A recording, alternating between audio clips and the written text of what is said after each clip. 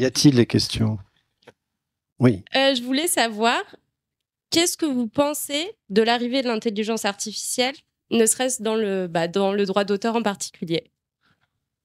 Alors, vers 11 heures, je suis sorti de la salle pour m'entretenir avec l'éditeur de mon livre et je lui ai dit, je ne vais pas écrire le dernier chapitre sur l'intelligence artificielle, car c'est trop compliqué. Je pense que tout le droit d'auteur a été construit sur un modèle intellectuel qui est que vous connaissez, qui est le modèle intellectuel on dit en droit français, dans le modèle français du droit d'auteur, l'auteur sous les toits de Paris, solitaire, qui écrit, et dans le droit du copyright, c'est le droit de l'imprimeur. Copyright, le droit de copie, ça veut dire ce que ça veut dire. C'est-à-dire que dans le monde franco-germanique, on va dire, du droit d'auteur, le droit est attribué d'abord à celui qui et à celle qui rédige, alors que dans le droit anglo-saxon, c'est celui ou celle qui imprime. Bon.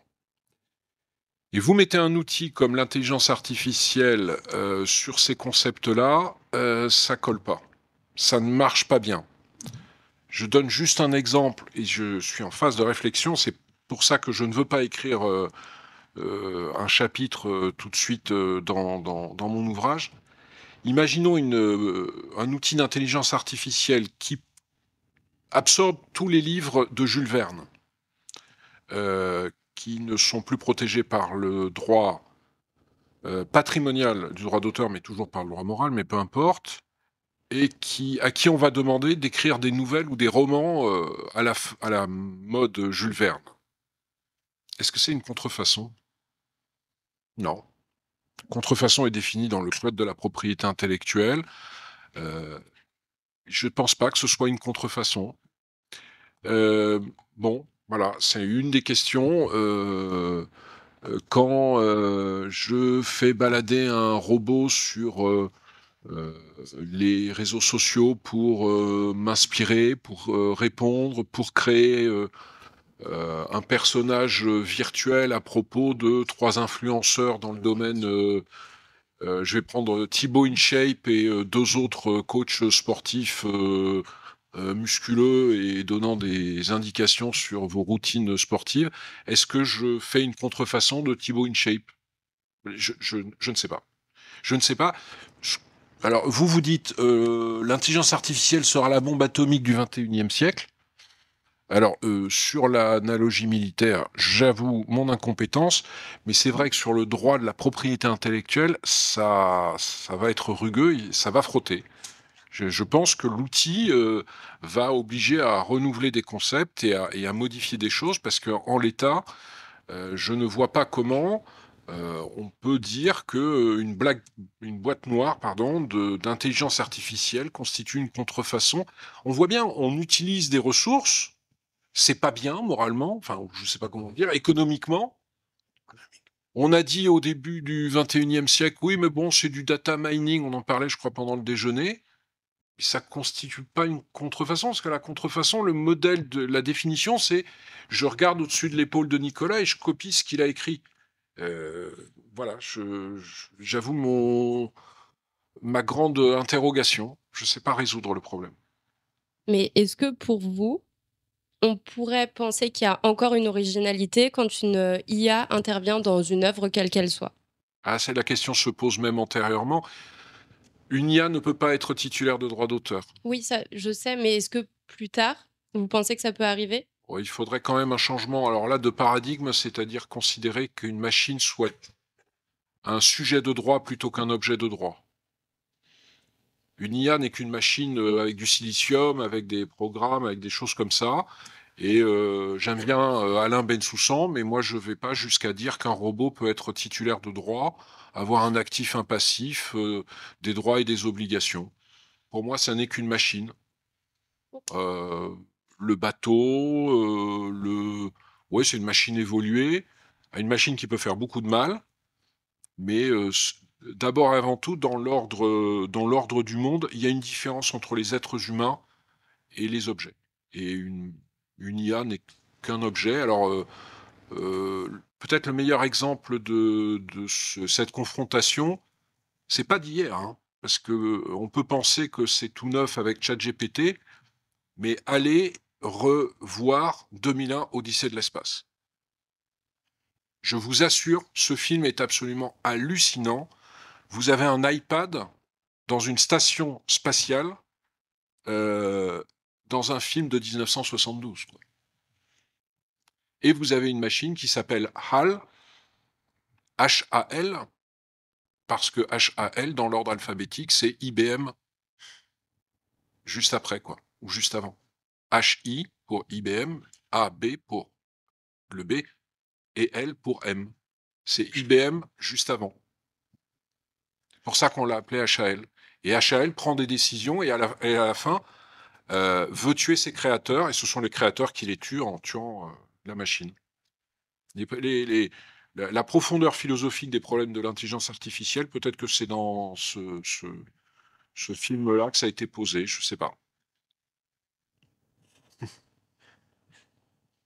Merci. Si. Est-ce qu'il y a d'autres questions? Bonjour. Ma question s'adresse, j'arrive pas à avoir le nom de la personne du milieu qui était militaire. Voilà. Alors, Oui, voilà. L'amiral Hausseur. Pascal Hausseur. Alors, je vais la faire à la madame de Sévigné. J'aime les raccourcis parce qu'ils font rire. Vous nous dites que l'Europe, depuis 1980 jusqu'à 2005-2010, c'était on va dire la référence technologique en termes de valeur, etc. Et que maintenant, la génération qui arrive est beaucoup plus fragmentée et ensauvagée, peut-être. Alors la question qui me vient, c'est est-ce que c'est pas notre propre droit qui a tué cette idée-là, c'est-à-dire qui a tué les forces centripètes? Alors, moi, je pense que... Alors, je suis pas du tout juriste, donc je pense que... Enfin, pour répondre à la question du droit, mais après, je laisserai les juristes répondre. Je pense que le droit, il est à l'image de la société que vous présentez. Donc, c'est un outil de régulation des activités humaines selon des règles implicites ou explicites, enfin, qui deviennent explicites avec le droit. Mais enfin, au départ, une espèce de... Je dirais un système d'exploitation au-dessus qui dit, voilà comment il faut qu'on vive, et voilà donc, du coup, les règles de droit que j'élabore. Donc moi je me situe pas au niveau des règles parce que je les connais pas bien, mais je me situe au-dessus. Je pense que d'abord cette convergence, à mon avis déjà un peu philosophiquement, elle n'était pas si saine que ça. C'est une vision. Je vois bien l'intérêt de se dire si on est tous pareils, on est tous partage tous les mêmes valeurs, le même système, c'est très apaisant. Mais en fait, je crois pas du tout. Moi, j'ai pas mal lu René Girard et je crois assez vrai son concept de rivalité mimétique. C'est-à-dire qu'en fait, plus vous vous rapprochez les uns des autres, plus vous vous ressemblez, plus vous vous détestez. Paradoxalement. Et que la différence est souvent apaisante. Et parce que vous n'êtes pas en compétition avec des gens différents. Et donc accepter la différence de société, de pays, finalement, paradoxalement, c'est beaucoup plus apaisant. Donc moi, je pense qu'il y a déjà ça, vous voyez, on n'est pas au niveau du droit, mais attendez, il ne faut pas que la différence non plus dise, on est très différents, moi je suis très riche, j'ai tout, toi tu crèves et t'as rien, on est différents, donc c'est apaisant. Non, bien entendu, vous avez compris qu'il y a quand même des choses qui font qui apaisent ou pas. D'ailleurs, notre système, qui était évidemment déjà complètement pas soutenable, bon, mais peu importe, il créait, contrairement à ce qu'on sait, il créait énormément d'inégalités. Même si tout le monde progresse, il y en a qui progressaient 1000 fois plus que d'autres, et au sein de ceux qui progressaient, il y en avait qui étaient en concurrence avec justement d'autres, et donc il y a des inégalités internes, des inégalités externes, etc. Donc il y avait des dysfonctionnements structurels du modèle. Et puis, bon, après, même relisez de Tocqueville, de la démocratie en Amérique, notamment le tome 2, pas celui qui est politique, celui qui est sociétal, celui qui décrit la société. Mais vous voyez exactement notre société aujourd'hui, dans ses aspects positifs et dans ses aspects extrêmement négatifs, qui font que aujourd'hui, les 3/4 du globe nous regardent en disant, ces gens-là, finalement, leurs parents étaient fascinés par nos parents, et eux nous rejettent. Enfin, rejette la société dans laquelle on est aujourd'hui. Je me sens finalement, je dis comme si on était dans la même génération, alors qu'on a une génération d'intervalle. Ce que je veux dire, c'est qu'il y a 50 ans, l'Europe, et les États-Unis, on va dire l'Occident, fascinaient le monde. Même ceux qui ne nous aimaient pas étaient fascinés. Aujourd'hui, il y a un rejet Donc on peut se poser la question de savoir si on n'a pas un peu échoué quelque part dans l'organisation et dans l'évolution de notre affaire. Maintenant, le droit, probablement, est une illustration de ça. Donc peut-être que par le droit, on a pris des décisions, on a organisé nos sociétés, enfin on a fait qui ont favorisé aussi cette divergence. Je pense que cette divergence, ces forces centrifuges, elles sont le fruit du fait qu'une force centripète ne peut pas aller comme ça éternellement. Il y a un moment, il faut trouver un équilibre. Bon, voilà. Alors peut-être que ça va revenir dans 30 ans, quand vous aurez mon âge, je vous expliquerai peut-être que vous avez trouvé enfin la position d'équilibre et que le monde va mieux. Bon, premier point. Et puis deuxième point, je pense que le moyeu du rayon de bicyclette où nous étions, lui-même est parti un peu en vrille. Voilà. Et d'une certaine façon, je vais vous dire, un enfant de 6 ou 7 ans, donc mes petits-enfants et vos petits frères et sœurs ou vos petits-neveux, quand on leur dit « quand tu te fais du bien, c'est toujours bien », pour toi comme pour les autres, il y a quelque chose, ils vous regardent en disant « c'est bizarre ton truc ». Est-ce que la satisfaction de tous nos désirs, et on a monté une société qui était, et d'ailleurs Tocqueville l'avait déjà écrit il y a 200 ans, mais dont l'objectif ultime était de consommer au maximum pour satisfaire tous nos désirs, en se disant si nos désirs sont satisfaits, on n'aura pas de frustration, et si on n'a pas de frustration, il n'y a plus d'agressivité, et s'il n'y a plus d'agressivité, il n'y a plus de guerre. C'était un peu court. Ouais. Et je pense qu'à 12 ans, on peut comprendre que c'est un peu court, à mon avis. Merci, on va prendre la question suivante. Je sais pas si on m'entend bien. On m'entend? Non. Oui, c'est bon. Ok, c'est bon. J'avais une question pour vous, monsieur Pascal Hausseur. Vous avez comparé l'intelligence artificielle à une bombe atomique. Donc, je trouve le terme un petit peu fort parce que la bombe atomique, c'est quand même techniquement le plus grand danger qui menace l'humanité. C'est-à-dire que demain, si on a une qui explose, potentiellement le monde on va dire notre civilisation actuelle. Alors, j'aimerais bien comprendre en quoi l'IA, en ce qu'elle est aujourd'hui, peut devenir une arme de la capacité d'une bombe, quoi. Alors d'abord, une bombe ne fait pas sauter la planète, mais bien sûr, on a suffisamment de bombes pour pouvoir tout faire péter, je suis parfaitement d'accord. Moi, je vais vous dire, je suis militaire, hein, donc j'ai un esprit tordu, et quand il y a enfin, plus exactement, je me pose la question de la conflictualité, car je pense qu'elle est intrinsèque à l'être humain, voilà. Et donc, quand il y a quelque chose, tout de suite, je regarde l'objet contondant, quoi. Je dis, à quoi ça peut servir si quelqu'un voulait faire du mal à quelqu'un. Et donc, de la même façon que l'invention du nucléaire ne conduisait pas ultimement nécessairement à la bombe atomique, mais finalement elle l'a fait, de la même façon, l'invention de l'IA, moi je me dis, mais c'est une arme d'enfer. Complètement d'enfer pour lobotomiser la moitié les 3/4 de l'humanité, enfin mon ennemi, celui dont je veux. Enfin, vous comprenez que la guerre, le principe de la guerre, c'est pas tuer les gens. Le principe de la guerre, c'est de faire en sorte que les autres fassent ce que vous souhaitez qu'ils fassent, qu'ils le veuillent ou pas.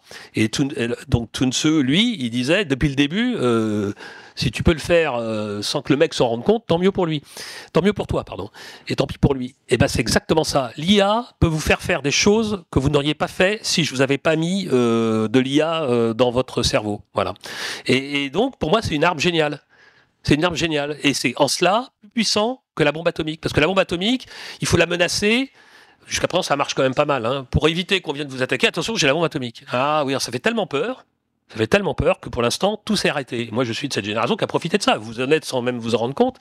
Mais dans la guerre froide, il y avait des abris atomiques dans toute l'Allemagne. Hein. Moi, j'ai fait allemand première langue. Quand j'étais au lycée, je passais mes étés en Allemagne.